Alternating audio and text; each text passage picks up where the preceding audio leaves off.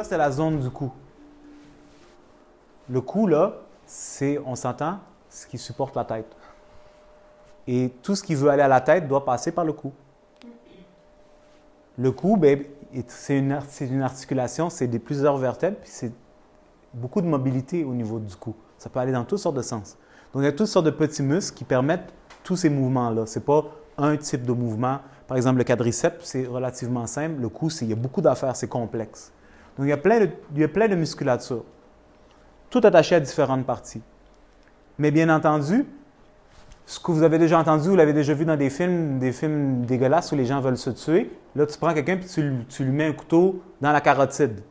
Vous avez déjà entendu parler de ça ou vu ça? Je suis presque sûr. Les carotides, là, ce sont les artères principales qui amènent le sang de tout l'organisme, du système sanguin, vers le cerveau. Vous voyez? Mais ça passe par le cou. Et il y a un chemin, comme je vous avais montré, il y a comme des petites crevasses ou des petits trous dans le crâne qui permettent à cette artère-là de se plugger dans le collectif avant que ça se divise. La même chose se passe à l'inverse. Tantôt, je vous avais montré toutes les affaires bleues, les sinus veineux, Julia, s'il vous plaît. Ça, vous vous souvenez, ça s'occupe de l'irrigation, amener le mauvais sang à l'extérieur de la zone du crâne. Puis vous le voyez, ça descend, là, ça descend dans un trou, ça descend, right? Est-ce que vous pouvez le voir un peu? Ça s'en va. Ouais, voilà, comme ça. Ça passe, puis là, à un moment donné, ça veut s'en aller, puis sortir du crâne.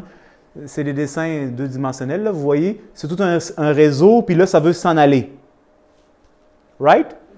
Pour que ça s'en aille, tout d'abord, ça va se déverser dans une plus grosse veine, mais pour que ça s'en aille, ça doit passer aussi par la base du crâne, quelque part, et la zone du cou. Combien de personnes ont des tensions au niveau des cervicales, peu importe le niveau? Maintenant, vous allez traduire qu'est-ce que ça veut dire. Là, c'est du common sense. Allez-y. J'ai de la tension au niveau du cou, peut-être parce que j'ai des vertèbres qui sont déplacées ou pas, c'est vraiment un détail, c'est figé. Quand je bouge, j'ai une perte de mobilité quelconque, j'ai un inconfort qui représente qu'il y a un malaise et donc de la souffrance. Cette souffrance signifie quelque chose qui est coincé. Et là, on essaie d'expliquer que le sang qui monte vers le cerveau et le sang qui descend vers le cerveau passe par cette région. Est-ce que c'est envisageable de comprendre que, regardez comment c'est, là. Le muscle, l'artère est littéralement enveloppée par deux muscles, puis ça glisse l'un sur l'autre. Là, vous le voyez plus ou moins, mais vous voyez, c'est tout englouti ensemble. C'est des amoureux, là. C'est une affaire sans être une affaire. Vous voyez? Ça, c'est ce qui amène le sang dans ta tête. Des tensions dans le cou affectent par défaut le sang qui monte, le sang qui s'en va, et donc par conséquent aussi le niveau de pression. Si j'ai une tension au cou qui coince ou qui affecte une veine, c'est un détail. Non. Ça veut dire que le sang, pas bon, plein d'acidité, n'est pas capable de s'en aller au rythme assez rapide pour que j'ai pas mal à la tête. Donc, on va dire que tout ça de sang mauvais doit s'en aller en 1 seconde. Sinon, ça brûle. Puis là, ça s'en va seulement comme ça. Donc, ça me prend le triple du temps pour que le sang mauvais s'en aille. Vous catchez? Ce sang-là, il est plein d'acidité. Donc là, ça prend 3 fois plus de temps pour que le sang pas bon s'en aille de ma tête. Donc, essentiellement, là, les cellules commencent à baigner dans de l'acidité. Ça brûle. Si tu as une région qui est particulièrement coincée, cette région, c'est la première à réagir. Puis ses amis qui sont tout aux alentours, qui vont tirer et tadadi dadada. Là, ton mal de tête commence à faire un travail par lui-même qui crée du stress pour toi. Ouf, la patente, elle embarque parce que là, tu viens d'avoir du stress, passe ton mal à la tête. Qui demande un appel sanguin de plus, qui crée plus de trafic, et puis là, l'affaire fait juste It's just getting worse. C'est l'effet boule de neige. Là. C'est juste l'enfer. Puis là, tu as mal à la tête là, parce que tu es de mauvaise humeur. Là, tu dis à lui quelque chose ou à elle pas correct qui réagit. Là, ça te crée un stress. Plus de mal à... It just gets more muscular. Ça va exploser. Ben non, mais oui. Tu as tout à fait raison. Puis on appelle ça un anévrisme. Un anévrisme, c'est quelque chose qui va se passer, qui fait que le corps, il ne sait plus comment ménager sa situation. Là, je veux que vous pensiez à une affaire. Tout ça, on parle de sang, puis le sang passe par des tuyaux. Ces tuyaux sont faits de cellules qui ont besoin d'oxygène aussi. Et donc, ce tuyau-là est fait de cellules, puis ça crée un matériau. Ce n'est pas du caoutchouc, mais c'est des cellules. OK? Si tu as un beau débit gentil, bien, ça masse les artères. Elles sont contentes. C'est comme un beau petit ruisseau qui passe, c'est rafraîchissant, c'est doux. C'est bon un beau ruisseau en été, right? Il fait 37 degrés, là tu as le beau ruisseau, là tu t'installes dans comme, all right, un bon petit moment. Si là tu crankes la pression, là le ruisseau il est plus gentil, là, il commence à pousser, là ça commence à manger, on dit je pense, s'il sort de son lit, là ça commence à ronger sur les parois de notre patente. Right? Ce qui crée une détérioration des tuyaux, de la tuyauterie en tant que telle. Là, pensez-vous que votre corps il est niaiseux? Il ne va pas juste dire, ben là, on a une détérioration, on s'en fout. Il va essayer de trouver une solution. Je ne vais pas rentrer dans ça parce que là, ça va être un peu trop flyé pour aujourd'hui, mais juste essayer de comprendre. Donc, le tuyau commence à se dégrader. Comme elle disait, là, le tuyau il va s'adapter, le corps s'adapte à tout. Là, tu lui mets de la pression, il dit, OK, je suis capable de ménager ça. Puis là, il appelle tous ses amis, il dit, quelqu'un qui peut me donner un coup de main parce que là, je suis vraiment dans la merde. Tout le monde essaie de s'adapter, puis là, on est, OK. Puis là, par hasard, là, si on est capable de manger ça, là, ça va juste éteindre tout parce que là, on pourra tout mettre en énergie dans la digestion, puis tout va juste arrêter. Tout va devenir coincé ici. Ça va juste faire, tu viens de manger un gros McDo, boum.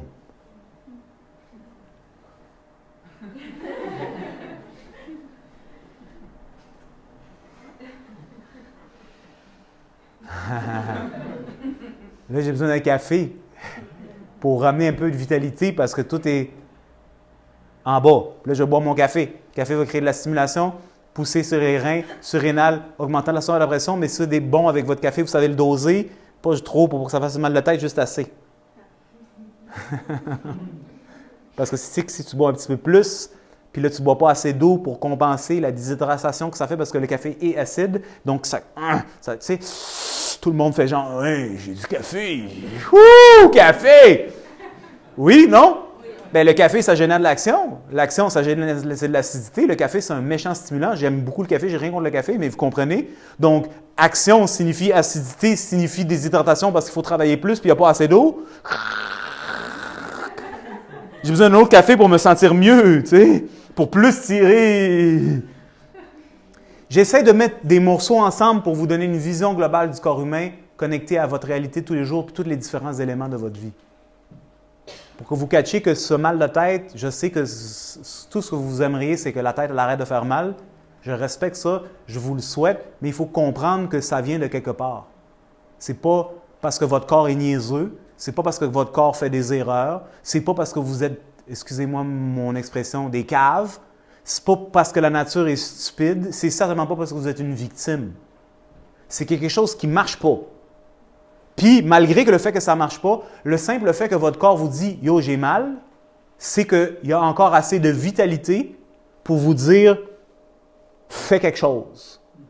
Parce que les personnes qui sont le plus malades, c'est les gens qui ne sentent plus rien.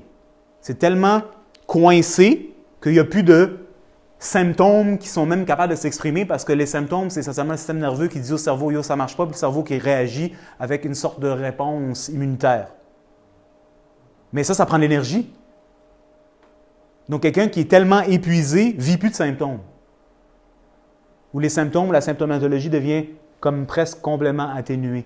Des fois, les gens, ils ont un problème, puis là, X nombre de mois après, ils disent « Ah ouais, j'ai plus mal ». Je ne sais pas c'est qui, ça dépend des circonstances, mais souvent, très souvent, c'est juste que là, c'est inhibé. La zone devient anesthésiée, puis là, il ne sent juste plus la partie. Donc, le symptôme a disparu de la conscience. Il est toujours là. La problématique demeure. Est-ce que vous êtes avec moi? Je vais ajouter un petit peu plus de ça, puis après ça, je vais voir si vous avez des questions. Je vous ai dit tantôt le coût. Donc, ma tête est déposée sur le cou. Le cou, maintenant, est connecté avec une tour. Oui ou non? Toutes les vertèbres. Chacune de ces vertèbres, normalement, moi, juste une colonne vertébrale osseuse simple.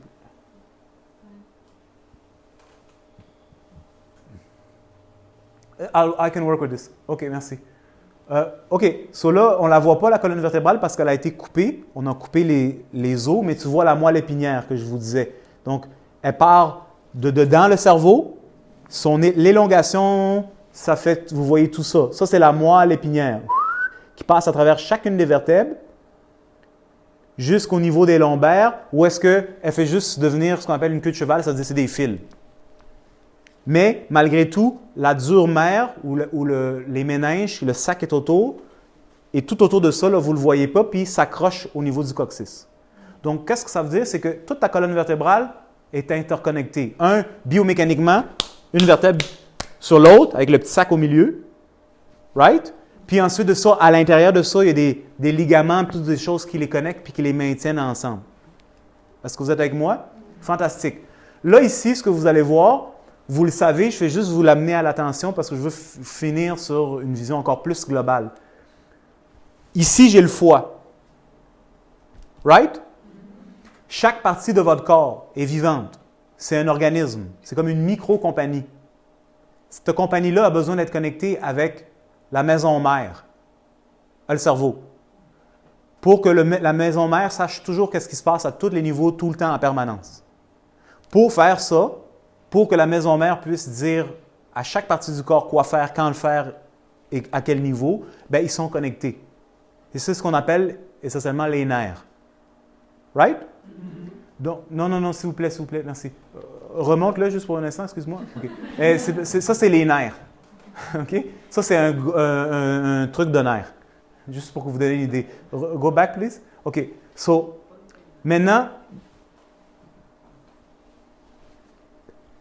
la moelle épinière, à chaque niveau vertébral, fait sortir des ramifications pour pouvoir amener maintenant de l'information à chaque partie du corps. Donc, moi, par exemple, le niveau du foie, bien, au niveau des dorsales, disons au niveau de D4, la dorsale 4, 5, 6, bien, il y aura des nerfs qui vont sortir, qui vont venir ensemble pour dire au foie comment fonctionner, quand fonctionner, et recevoir, pour quand le foie vit quelque chose, de dire « OK, c'est ça que je vis », puis donner l'information au cerveau.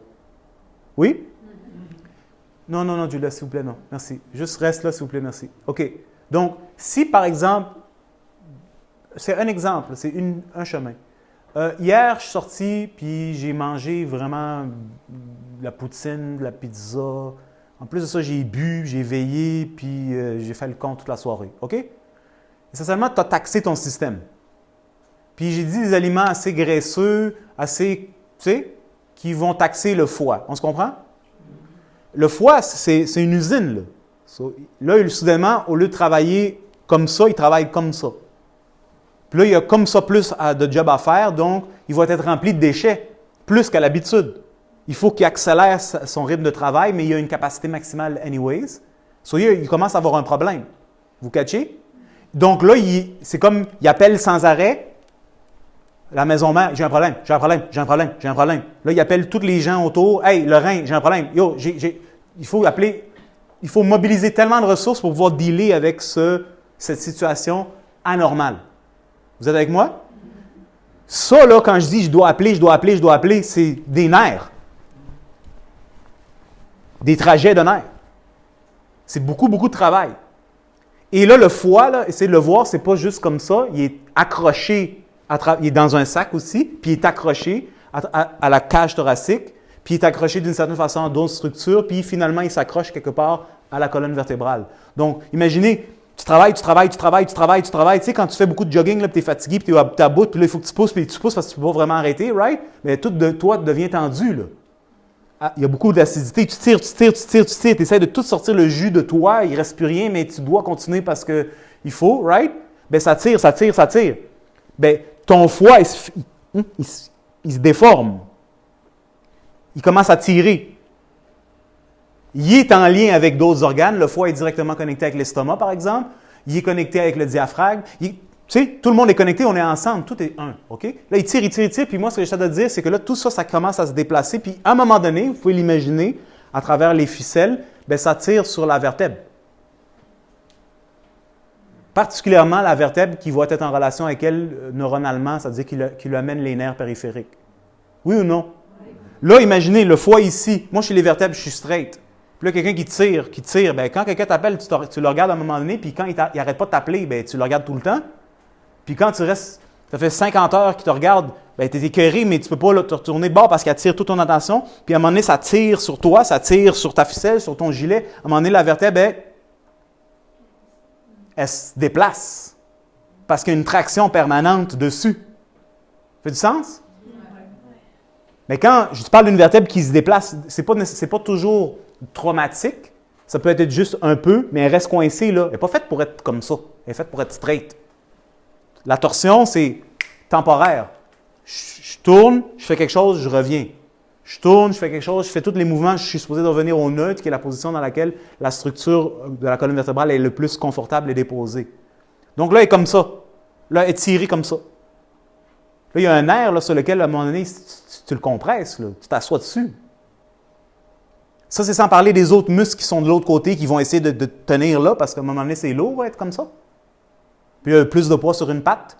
Là, tu commences à t'affaisser sur le côlon. You see what I'm trying to say? Tout est interconnecté.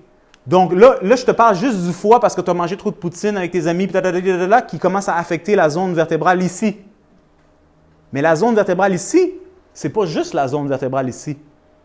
Elle est connectée avec d'autres ligaments au cœur, à d'autres structures, l'œsophage et ainsi de suite, les poumons. Et il y a les autres vertèbres qui sont assis dessus. Donc, si ça c'est coincé ici, bien, la vertèbre en haut aussi est affectée. Et l'autre aussi est affectée. Puis à un moment donné, il dit, OK, on est capable de dealer avec ça. Ça fait comme, mettons, 3-4 vertèbres qui sont figées. Mais le fait qu'ils sont figés, ça ne veut pas dire que les autres ne souffrent pas en haut. Ils ne sont peut-être pas nécessairement figés, mais tout est affecté. Ils sont plus groundés, comme on dit. Le conduit qui stabilise le tout est commencé à être chambranlant. Donc là, je ne suis plus capable de me déposer. Savez-vous, ça veut dire quoi, se déposer? Ça veut dire ça.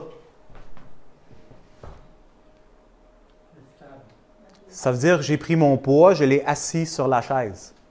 Si la chaise n'était pas stable, je ne serais pas capable de me déposer, donc je ne serais pas capable de relaxer. Catché? La chaise du corps humain, ça s'appelle le Rosa, le bassin. Oui, Rosa! La chaise du corps humain, c'est le bassin. C'est le bassin. C'est la base qui supporte toute la tour. On a-tu une belle photo de ça quelque part? On ne l'a pas mis celle-là? Tu sais qu'on a les photos? Non, pas celle-là, c'est un vrai bassin. OK, so, toute la colonne vertébrale. Ah, extraordinaire. Vous voyez ça? Hey, si vous autres, vous étiez cette affaire-là, ça ne vous tente pas de vous asseoir là-dessus? Oh, mais il n'est pas content, check-le. Il a pris sa retraite, il est vraiment déprimé, puis il a hâte qu'on le retire, mais c'est 1000 $, on ne va le retirer pas, il reste là.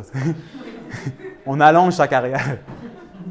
OK, au fait, c'est 1500 $ cette affaire-là, qui est en plastique. Mais en tout cas, est-ce que vous voyez ce que je veux dire? Donc, toute ma colonne vertébrale, de la tête, du crâne, jusqu'à ici, L5, le lombaire 5, s'assoit sur le sacrum, qui est en relation avec les iliaques, qui s'attache jusqu'en avant à la symphyse pubienne.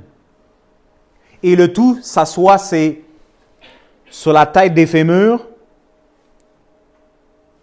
pour vous stabiliser sur le sol. Are you with me? OK. Donc, est-ce que vous êtes capable de catcher que si à n'importe quel niveau, j'ai un trouble vertébral, peu importe la raison pourquoi, ça affecte la structure et la structure aura une difficulté de se déposer. C'est figé. Les lignes de force ne sont pas capables de passer aisément. Ça doit prendre un autre chemin qui n'a pas été conçu pour ça, mais le corps est capable de s'adapter. Oui ou non? Donc, essentiellement, doucement, à cause de ces tensions, je me retiens. Je me tiens debout. On vous a déjà dit cette expression, tiens-toi debout ou tiens-toi plus droit. Bien, ça, c'est paradoxal. Se tenir droit, tu n'as pas besoin de te tenir, ça se tient.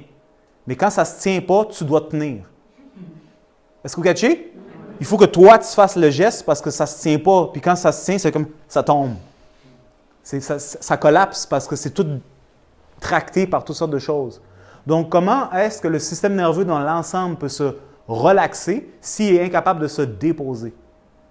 Ce qui, par conséquent, quand on se dépose, c'est là où est-ce que les tensions non nécessaires relâchent et le corps est capable de rentrer dans un mouvement de rétablissement et d'autorégulation, c'est-à-dire prendre soin de lui-même. Se réparer. Ça devient difficile, voire même très pénible. C'est quoi le mot que tu nous as dit au début? Pénaliser? Pénaliser. Le corps sera pénalisé de l'opportunité d'avoir une expérience d'auto-guérison. Parce que le corps est capable de se réparer, du moins jusqu'à une certaine mesure, de rétablir les affaires, de régénérer, d'enlever les déchets, de permettre un réalignement quelconque. Et là, c'est toujours, j'ai besoin de me relaxer, mais je ne suis pas capable de me relaxer. Comment tu veux te relaxer dans le concret, là, tu sais? Il faut que tu te projettes ailleurs.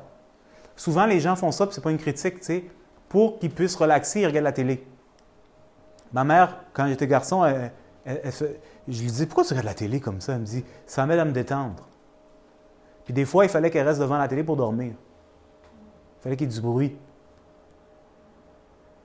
Parce que ça tire son attention vers l'extérieur, ce qui lui elle peut être comme dans une bulle, à l'extérieur d'elle-même, puis ce qui lui donne un semblant de se relaxer, parce que pour elle, se relaxer, c'est être pas avec elle. Est-ce que vous catchez? Parce que si son attention vient en dedans, elle ressent le malaise, les douleurs, l'indigestion, la fatigue, tralali, tralala. Puis elle n'est pas capable de se déposer.